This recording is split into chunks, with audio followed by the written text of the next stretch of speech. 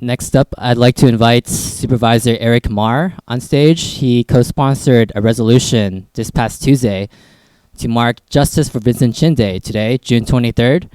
And Eric, the stage is yours. Thank you. Thank you. Thanks to Mike and to Asian Pacific Americans for Progress.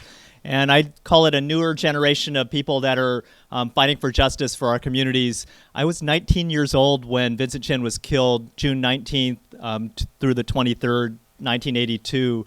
I know that Asian Americans for Justice started kind of a process after the really unfortunate court decision that gave such a light sentence with the probation and tiny little fine over the killing of a Chinese American. But I was a student at Davis, later was sitting in on classes at San Francisco State, but UC Berkeley, Laney College, many of the college campuses were on fire with young people in the Asian student unions and the various groups on the campuses really getting active. The Chinese Progressive Association, one of the co-founders of the Asian Americans for Justice with a number of the other groups. But I really wanted to give props to Norman Fong and so many others that are here that were a key part of it. Mabel Tang, Alan Yee, so many others from CACA and the 6 companies. But one other person that wasn't mentioned by our mayor who was very active was Jean Kwan, who was a key part of AAJ. And I'm so proud not only that Ed Lee is our mayor, but Jean Kwan is the mayor of Oakland. And it's one small kind of step forward that there's been progress, but I would say that we have much more of a fight on our hands for equal justice for everyone, whether it's for Chinese Americans and immigrants or it's for people of Middle Eastern, Southeast Asian, or Muslim descent, but even just the most vulnerable in our society as well.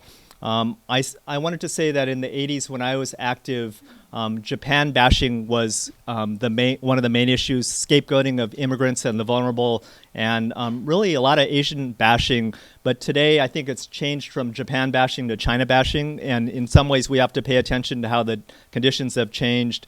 But a lot of the downturn in the economy means that we're seeing the same kind of scapegoating. Sometimes it's homeless people, other times it's LGBT communities as well. So with a spark like Stonewall that sparked the LGBT queer empowerment movements, I think the Vincent Chin case was, for me, the spark that got me active. I joined the Asian Law Caucus as a law clerk later in the 80s, but it was community-based groups like the Chinese Progressive Association that work with a broad coalition of others that, to me, make a change today.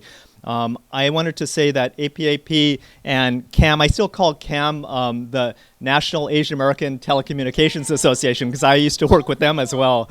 But for all the organizations that are a part of this effort today here in San Francisco, we're united nationwide as well. I know Judy Chu was active around the Vincent Chin case with many people in LA as well, but it's a really bringing together on a nationwide level to remember 30 years, but also to keep our fight moving forward for not just Chinese Americans, but for everyone. So thank you so much for being here, everyone. I really appreciate it.